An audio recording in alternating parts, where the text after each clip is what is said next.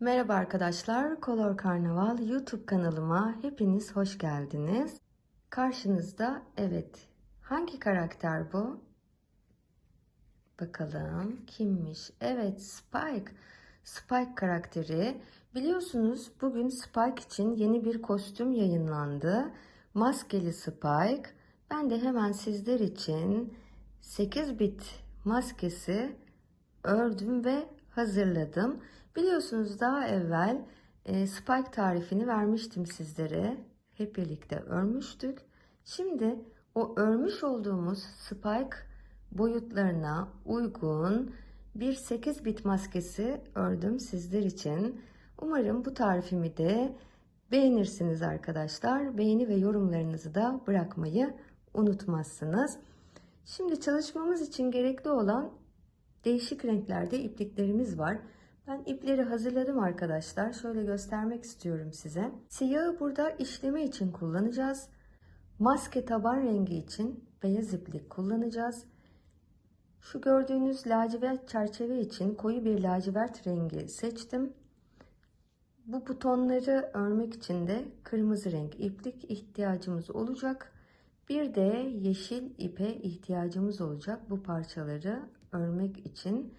Ve şuradaki mekanizması var biliyorsunuz. Bunun işlemesi için de butonlarda bir mavi renk kullandım işleme için. Yine kırmızı renk iplik ile de maskeyi tutturacağız. Şimdi arkadaşlar çalışmalarımıza ve örgümüze başlayacağız. Beyaz iplikle şu alttaki kare tabanı öreceğiz ve böylece bu çalışmamızda kare parça nasıl örülür onu da öğrenmiş olacağız. Şimdi dilerseniz ben hazırım. Sizler de hazırsanız haydi hep birlikte örmeye başlayalım. Sihirli halka içine 4 adet sık iğne örüyoruz. 1 2 3 ve 4 ipliği sıkıştırıyorum. Sırayı birleştiriyorum ve bir zincirle yeni sıraya geçeceğim. Şimdi ikinci sıra, her sık iğne içine 3 tane sık iğne öreceğiz. 1 2 3 1 2 3 1 2 3 1 2 ve 3 sırayı birleştiriyoruz. Bir zincirle yeni sıraya geçeceğiz. Sıra 3. Bir sık iğne öreceğiz. Bir tane arttıracağız ama aynı zincirin içine 3 tane sık iğne öreceğiz. 1 2 3 2 sık iğne 1 2 aynı zincirin içine 3 tane sık iğne 1 2 3 2 sık iğne 1 2 aynı zincirin içine 3 sık iğne 1 2 3 2 sık iğne 1 2 aynı zincirin içine 3 sık iğne 1 2 3 bir tane sık iğne öreceğim ve sırayı birleştireceğiz. Sıra 4. Bir zincir çekiyorum. 2 tane sık iğne öreceğiz. 1 2 aynı zincirin içine 3 tane sık iğne öreceğiz. 1 2 3 4 tane sık iğne öreceğim. 1 2 3 4 Aynı zincirin içine 3 sık iğne. 1, 2, 3. 4 tane sık iğne. 1, 2, 3, 4. Aynı zincirin içine 3 sık iğne. 1, 2, 3. 4 tane sık iğne öreceğiz. 1, 2, 3, 4. Aynı zincirin içine 3 sık iğne. 1, 2, 3. 2 tane sık iğne. 1, 2. Sırayı birleştiriyoruz ve bir zincirle yeni sıraya geçeceğiz. 3 tane sık iğne örüyoruz. 1, 2, 3. Aynı zincirin içine 3 tane sık iğne. 1, 2, 3. 6 tane sık iğne. 1, 2, 3, 4, 5, 6. Aynı zincirin içine 3 tane sık iğne. 1, 2, 3. 6 tane sık iğne.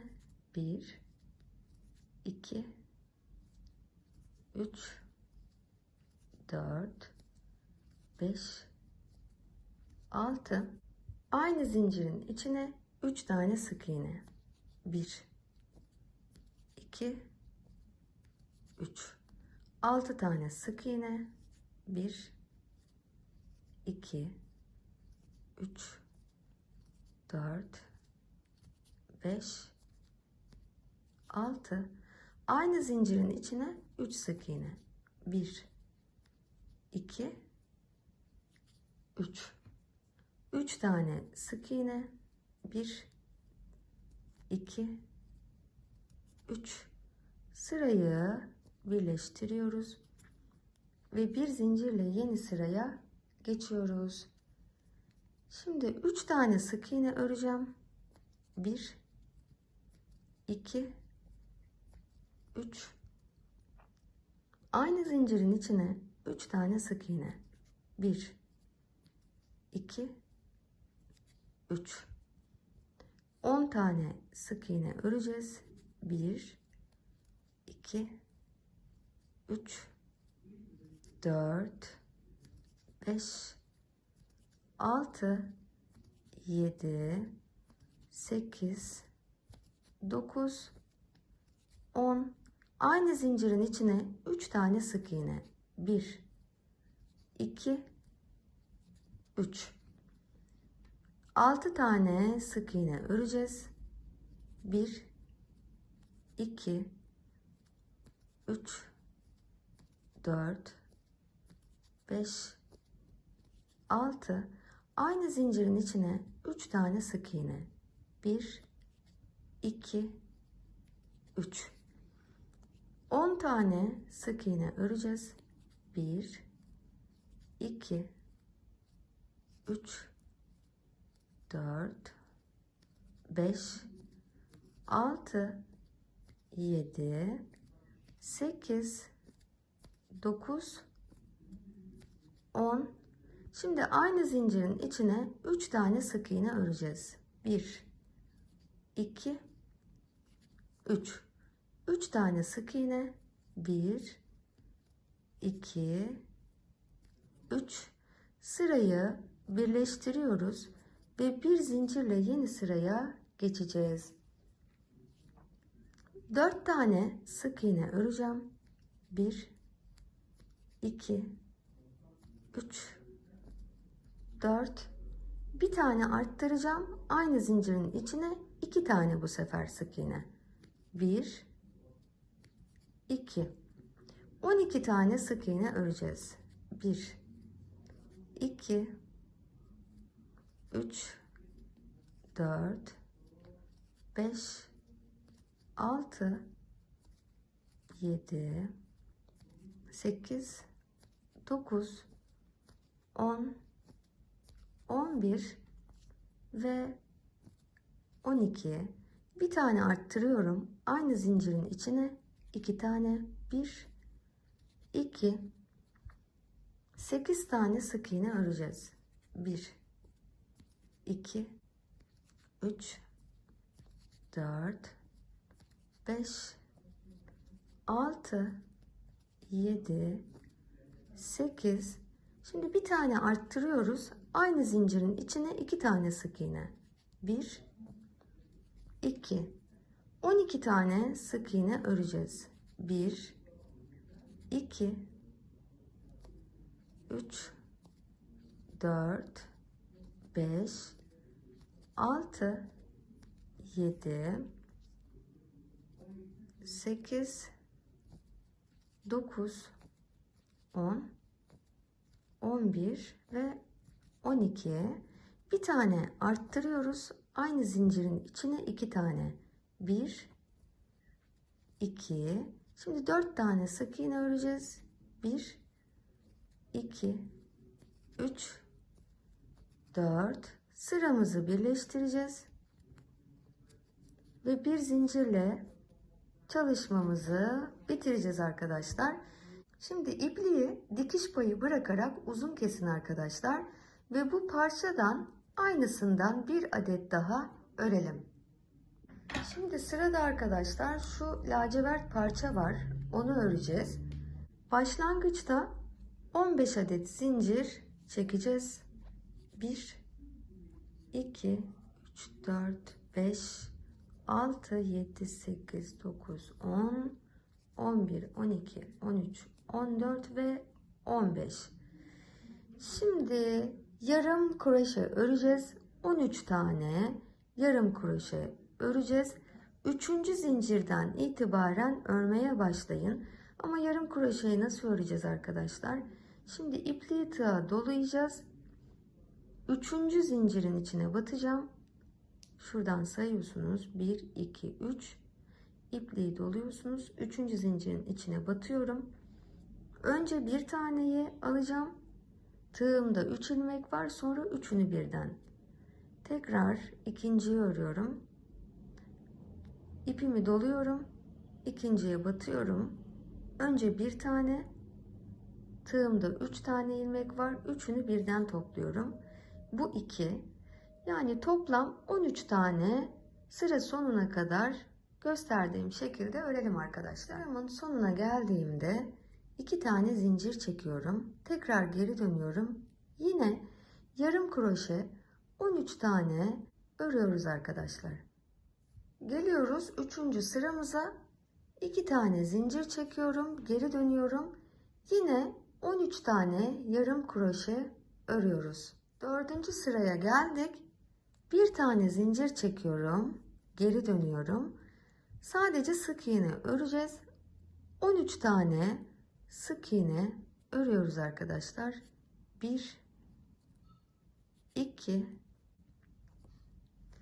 12 ve 13. Çalışmamızı bitiriyoruz. İpliği dikiş payı bırakarak uzun keselim. Şimdi sıra geldi bu su yeşili rengi olan parçaları örmeye. Başlangıçta 3 tane zincir çekeceğiz. 1, 2, 3. Şimdi ikinci zincirin içine bir tane arttıracağım. 1, 2, 3. zincirin içine de bir tane arttıracağım. 1, 2. Diğer tarafa döneceğim. Burada bir tane sık iğne örüyorum. Sırayı birleştirip bir zincirle yeni sıraya geçiyorum. İkinci sıra bir zincir çekeceğim. Bir sık iğne, bir arttırma, 1, 2, bir sık iğne, bir arttırma, 1, 2, bir sık iğne ve bir arttırma öreceğim. 1, 2, sırayı birleştiriyoruz buradan ve bir zincir çekiyoruz. Üçüncü sırada bir tane arttıracağım. 1, 2, bir tane sık iğne, bir tane arttırma, 1, 2 ve böylece çalışmamızı bitirmiş oluyoruz. Bu parçadan da bir tane daha öreceğiz. İpliği de dikiş payı bırakarak uzun keselim. Şimdi sıra geldi arkadaşlar bu kırmızı butonları örmeye. Kırmızı ipliğimizi alalım. Başlangıçta 2 adet zincir çekeceğiz.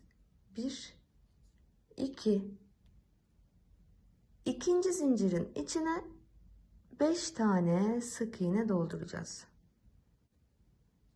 1, 2,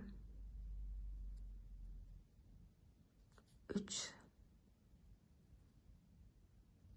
4 ve 5. Şimdi sırayı birleştirmiyoruz. Bu durumdayken dikiş payı bırakarak ipliği uzun keseceğiz.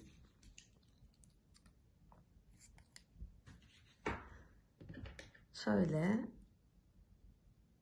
bu durumdayken çekiyoruz. Daha sonra gizli ve belirgin olmayacak şekilde ben göstereceğim. Şu karşı tarafla iğneyle dikip tutturacağız arkadaşlar. Bu parçadan bir adet daha örelim. İlk dikeceğimiz parça bu lacivert parçayı beyaz üstüne dikmek olacak. Şimdi bu beyaz parçayı tutarken dikkat edin arkadaşlar.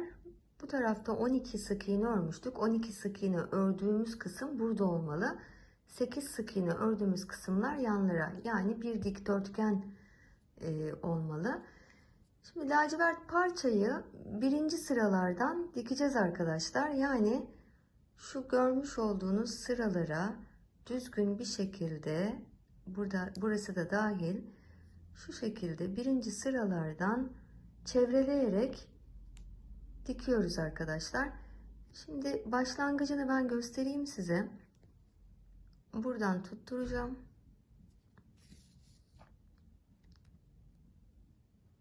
İğneyi yan taraftan çıkarıyorum tekrar. Şimdi bakın buradan birinci sık iğneden geçiriyorum. Sonra tekrar yanındakinden geçirip öyle dikin. Gözükmesin dikişlerimiz.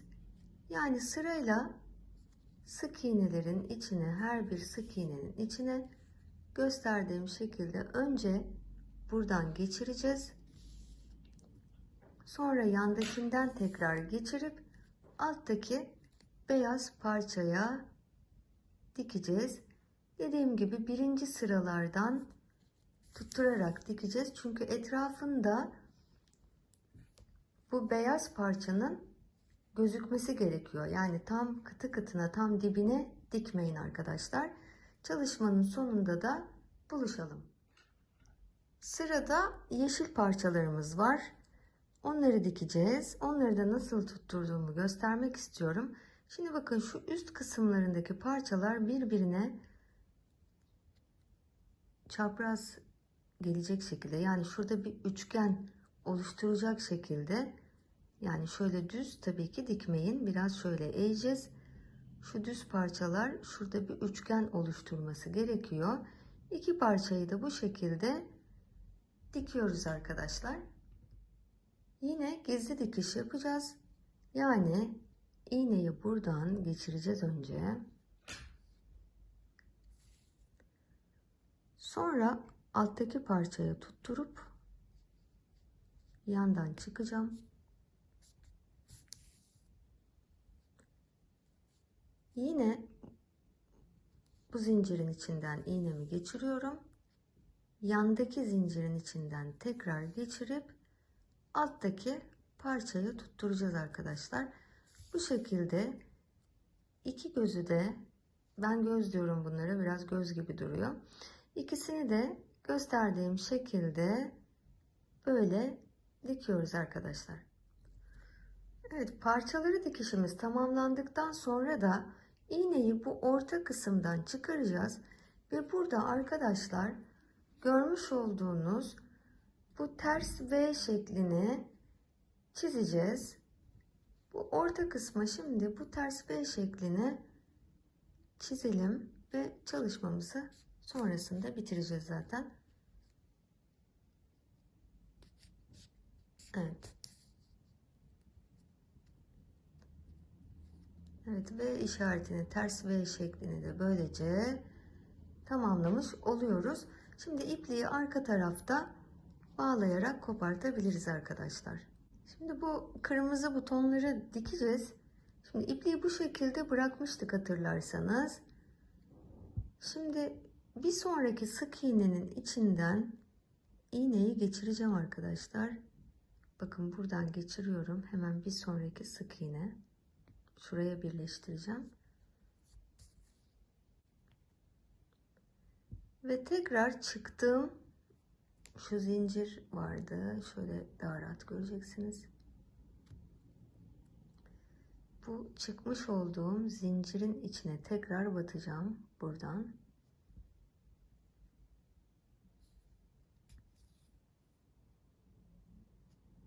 Ve sıkıştıracağım. Gördüğünüz gibi birleştirme yeri belli olmuyor bu şekilde. Şimdi butonları nasıl dikeceğiz? Bir tanesini buraya, örnekte göstereyim. Burada görmüş olduğunuz gibi butonları birbirine biraz paralel olacak şekilde yan yana dikelim arkadaşlar. Evet, butonların dikişini de tamamladım arkadaşlar. Şimdi sıra geldi buradaki işlemeyi yapmaya. Önce göbeğini yapacağız. Ortaya bir dikdörtgen çizeceğiz. Öncelikle şuraya, şu sıradan çıkartalım iğnemizi. Şöyle şuradan çıkarıyorum. Buraya bir tane dikdörtgen şekil yapacağız.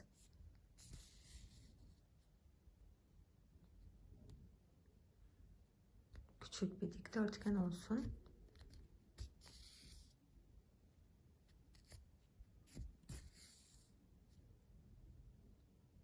Şu ortayı da doldurayım. Boşta kalmasın.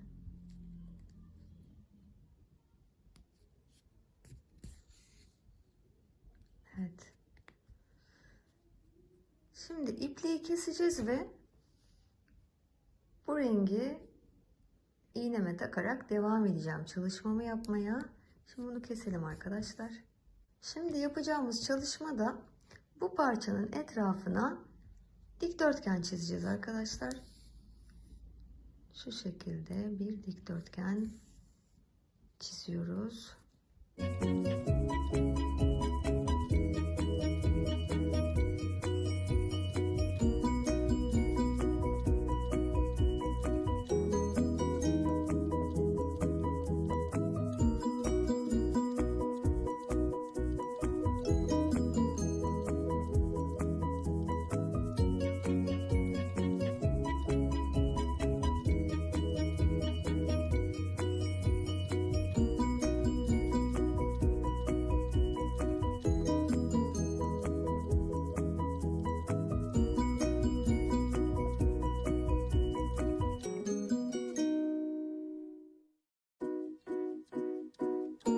Evet arkadaşlar, çalışmamı böylece tamamlamış oluyorum. Şimdi bir parçamız daha vardı, beyaz parçamız. Bu beyaz parçayı arkadaki bu iplikleri kapamak için kullanacağız. Aynı şekilde buraya kapatacağız ve kenarlardan dikerek her sık iğneye karşılık gelecek şekilde dikeceğiz ve etrafını bir tur tamamlayacağız. Dikişi nasıl yapacağımızdan da biraz bahsetmek istiyorum. Dediğim gibi her sık iğneye karşılık gelecek şekilde bakın karşıdan aldım. Bir de bu taraftan dikişimi böyle yapacağım ve böyle kapatacağım. Bir karşı taraftan bir de bu taraftan alıyorum bir sık iğne. Dikişimi bu şekilde kapatıyorum. Gösterdiğim gibi sonuna kadar dikiyoruz arkadaşlar. Çalışmamı tamamladım. Bakın gördüğünüz gibi arkası da çok temiz duruyor. Şimdi burada yapacağımız bir işlem var.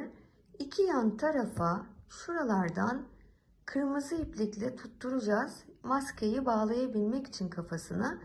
Ben şu uzunlukta iki tane kırmızı parça ip kestim. Şimdi bu yan taraflardan şu lacivert parçanın hemen ucundan şuradan tığıma batırıyorum ve kırmızı ipi çekeceğim arkadaşlar. Şöyle.